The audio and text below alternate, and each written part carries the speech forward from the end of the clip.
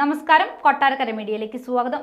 പാഴ്സലായി അയച്ച സാധന സാമഗ്രികളിൽ MDMA ഉണ്ടെന്നറിയിച്ച് police officer എന്ന വ്യാജന് video call ചെയ്ത് പണം തട്ടിയെടുത്ത സംഭവത്തിൽ കൊല്ലത്ത് ഒരാൾക്ക് 40 ലക്ഷത്തിൽ പരം രൂപ നഷ്ടമായി.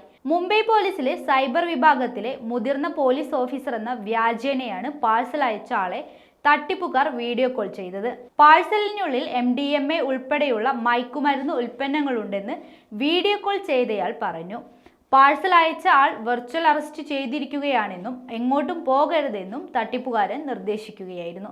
തുടർന്നാണ് പരാതിക്കാരൻ 40,30,000 രൂപ അവർ നിർദ്ദേശിച്ച അക്കൗണ്ടിലേക്ക് അയച്ചു നൽകിയത്. പ്രശസ്തമായ ഒരു കൊറിയർ കമ്പനിയുടെ കസ്റ്റമർ സർവീസ് സെന്ററിൽ നിന്ന് എന്നു പരിചയപ്പെടുത്തി വന്ന ഫോൺ നമ്പറിലാണ് തട്ടിപ്പിന്റെ തുടക്കം.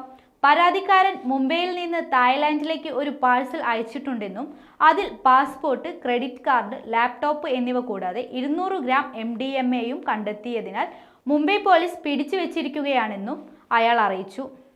പാഴ്സൽ അയക്കുന്നതിന് പരാതിക്കാരന്റെ account number, phone number, credit card എന്നിവ ഉപയോഗിച്ചിട്ടുണ്ടെന്നും അയാൾ പറഞ്ഞു.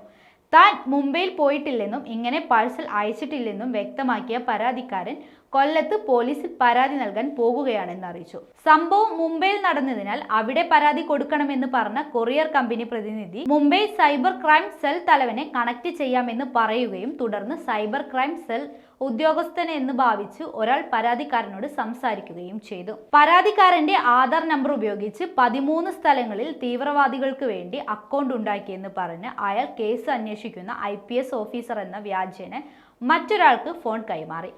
സ്കൈപ്പ് ഇൻസ്റ്റാൾ ചെയ്യാൻ ആവശ്യപ്പെട്ട പോലീസ് ഓഫീസർ അതിനായി ഒരു ലിങ്ക് അയച്ചു നൽകി. തുടർന്ന് വീഡിയോ കോളിലെത്തിയ പോലീസ് ഓഫീസർ എന്ന് ഭാവിച്ചയാൾ പരാതിക്കാരന്റെ ബാങ്ക് അക്കൗണ്ട് വിവരങ്ങളും സമ്പാദ്യവുമെല്ലാം ചോദിച്ചു മനസ്സിലാക്കി. അക്കൗണ്ടിലെ പണം നിയമവിധേയമാണോ എന്ന് അറിയാൻ ഫിനാൻസ് വകുപ്പിന്റെ സോഫ്റ്റ്വെയറിൽ പരിശോധിക്കണമെന്നും നിയമവിധേയമാണെങ്കിൽ പണം തിരിച്ചു നൽകുമെന്നും അയാൾ പറഞ്ഞു. തുടർന്ന് അവർ നൽകിയ അക്കൗണ്ടിലേക്ക് പരാതിക്കാരൻ 40,30,000 രൂപ ഓൺലൈനായി അയച്ചു നൽകുകയായിരുന്നു. തുടർന്ന് അവരെ ബന്ധപ്പെടാൻ കഴിയാതെ വന്നപ്പോഴാണ് തട്ടിപ്പാണെന്ന് പരാതിക്കാരന് മനസ്സിലായത്.